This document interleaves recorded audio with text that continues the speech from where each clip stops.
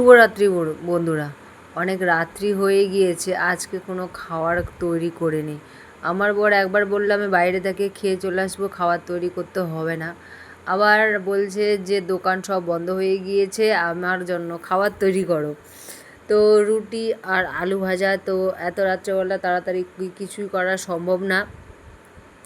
তো তার জন্য আমি একটুখানি আলু ভেজে নিচ্ছি, 2টা আলু কেটেছি, একটা পেঁয়াজ দিয়ে আলু ভাজা করে দিচ্ছি। আর আমার তো খাওয়া হয়ে গিয়েছে, আমি বেশি রাত্রেবেলা খাবার খাই না, 8টা 8:30টার মধ্যে আমার খাওয়া দাওয়া পুরো কমপ্লিট হয়ে যায়। তো আর বরের জন্য তৈরি করছি এখন আলু ভাজা দিয়ে খাবে রুটি।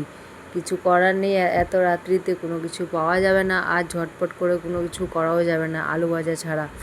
তো চলো আর আলুটা ভেজে নিই। আর তোমার গিয়ে তো আলু ভাজা হয়ে গিয়েছে, বেসিনে কয়েকটা বাসন রয়েছে, ওগুলো সকালে মাজবো। এখন কোনো বাসনপত্র কোনো কিছু মাজবো, ধুবো, কোনো কিছু করবো না।